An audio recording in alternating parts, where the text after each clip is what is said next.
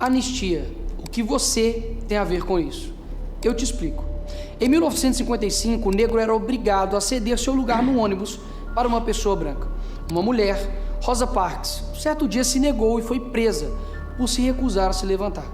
Sua atitude gerou o boicote aos ônibus, liderado por Martin Luther King. Sim, isso foi o início do movimento contra as injustiças que a população negra sofria. Mas o que isso tem a ver com a anistia, Nicolas? A injustiça contra uma mulher virou um marco de uma luta coletiva. Lá foi um ônibus, aqui um batom. Essa, até você que é branco, e até você que não se importa por política, e até você que é de direita, vai ter que concordar comigo que passou muito do limite. É um flagrante de ignorância histórica e de oportunismo. Mas se você ainda não entendeu, eu posso te ajudar. Presta atenção só um pouquinho. Segundo o Nicolas Ferreira, foi aqui, já existia fotografia mesmo que preto e branco. Aqui começou a história da resistência negra, Nicolas Ferreira. Nicolas Ferreira, a resistência negra começou na hora em que o primeiro negro lá na África resistiu à prisão e foi morto. E que seus colegas foram levados para dentro dos navios negreiros. Resistência contra inimigos, Nicolas Ferreira, que tinham o poder de infligir dor não somente à carne, mas também à alma, ao espírito da resistência, que eram os capitães do mato. Irmãos de etnia, naquela época se limitava a isso. Irmãos de etnia que se especializavam em entender as rotas de fuga e os lugares de esconderijo daqueles que fugiam desses massacres para devolvê-los aos seus senhores, para que continuassem sendo vítimas de várias barbáries. Tudo isso para dormir um pouquinho mais perto da cama do patrão, se é que você me entende. Não, Nicolas Ferreira. A luta do pastor Martin Luther King e daqueles que aderiram à sua causa, inclusive alguns brancos, inclusive o presidente, não foi porque essa senhora foi presa injustamente por não levantar de uma cadeira.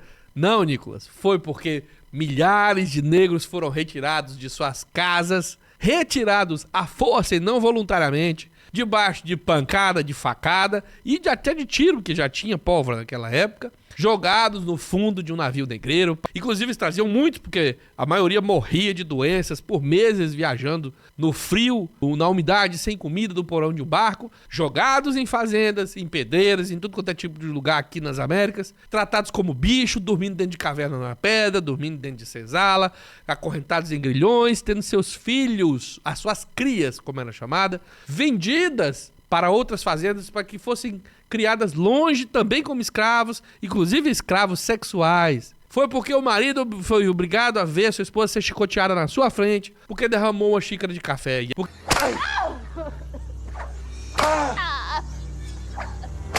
devil!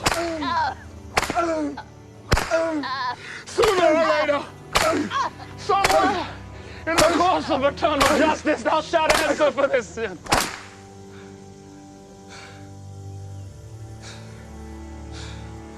Sin. There is no sin. Man does how he pleases with his property. Como escrava, ela não era boa o suficiente. Daí vem o mito do escravo e do índio preguiçoso, porque afinal de contas, você tem que fazer bem feito debaixo de chicote ainda, de graça, porque senão você pega a pecha de vagabundo e de preguiçoso. Mas que nego preguiçoso! Dormiu na laje, no chão, frio, comeu comida estragada, sem lençol, apanhou a noite toda ontem e hoje cedo não levantou pra fazer o trabalho, ou levantou e fez mal feito. Esse nego tá me dando trabalho, não é isso, Nicolas Ferreira? E só pra deixar a resposta pra aquele bolsonarista mais dedicado à causa, aquele que realmente não quer entender e busca defesa pra esses caras a qualquer custo e vem falar assim: ai, mas isso aí aconteceu há muito tempo, você é um cínico, ele tá falando aí do caso da moça muito específico, já há muito tempo depois. Meu amigo, enquanto isso aí acontecia, os negros nos Estados Unidos viviam a segregação racial, que foi uma condição que foi dada a eles depois que eles foram libertos, vamos dizer assim. Eles não se transformaram em cidadãos automaticamente. Eles viviam em guetos, separados dos brancos, em comunidades onde só poderia haver pretos. Nos trabalhos, eles trabalhavam separados dos brancos, mesmo que o serviço seja igual.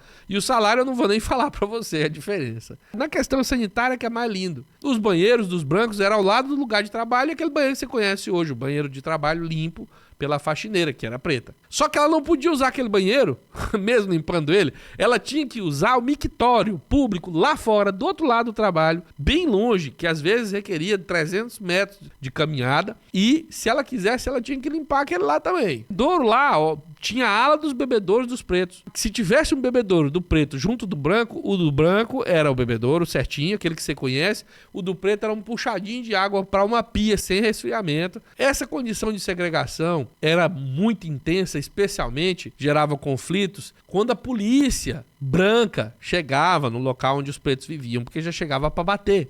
Há muitos e muitos relatos de brancos que batiam nos pretos e depois chamavam a polícia e a polícia prendia o preto. Você que acompanha de verdade a política, você sabe que tudo isso acontece até hoje, em menor intensidade.